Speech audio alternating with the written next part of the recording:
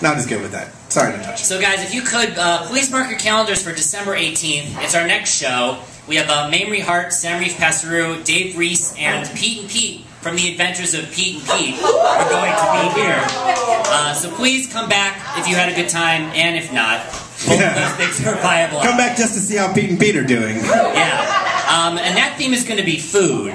So we're going to do all sorts of food-related things.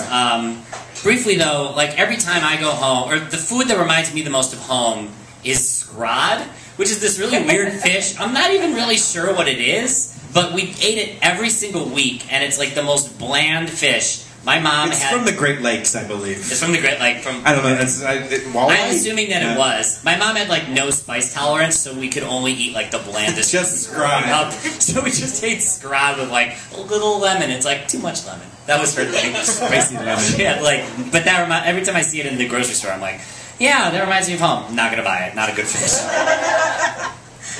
Weirdly, the food that reminds me of home, and my mom and my grandma lives with us and has since I was little, and they're both like really good cooks and bakers, and they always make like tons of crazy, amazing food and stuff. But the food that really, really reminds me of home is American cheese. In like the deli drawer in the fridge, there's this blue plastic Tupperware that's been there, I assume, since Jesus was a child. It just like it has been there at least my entire life, but I assume it predates me and my siblings. And there's always American cheese in it, and like so many generations of cheese. It's not like Stregonona cheese. Like I've been at this store with my mom, and she like buys more cheese, but like it's always in there. Like no matter what other like fancy, elaborately baked dishes, it's also like also there's like a pile of American cheese in this weird square cheese-oriented Tupperware.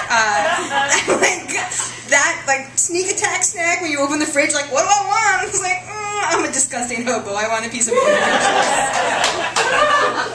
Mine's not really... The thing that reminds me of home the most is not actually a food so much as it is a seasoning. My mom loves dill. She puts dill in everything. She just my mom doesn't like most foods, but for some reason she loves dill. So she'll just sprinkle dill on things. And that doesn't usually impact me because it's something you can add post-cooking. And she doesn't cook very often, so when she does, it's like a big event, and I like to celebrate the fact that she's cooked. But she tries to produce dishes for me sometimes that are dill-based. Well, it's like a weird thing that she put dill. So, usually she'll just make pasta with sauce and put dill in it, which is that's weird, but I guess it's a thing. But one time she made a lasagna and just made a layer of dill in it. So it was like a full... can you imagine dill to go into a plate? You cut it open and it was like pine needles falling out. There was just dill falling out of this lasagna. And I ate it because she doesn't cook very often and I wanted to make her feel good, but I was secretly spooning the dill to the side and throwing it out, sprinkling dill behind me like some kind of weird... Johnny Appleseed. Johnny Appleseed of dill leaves.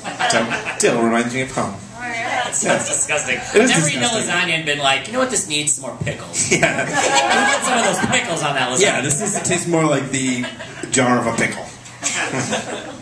Okay, guys. That's what reminds us of home. Yeah.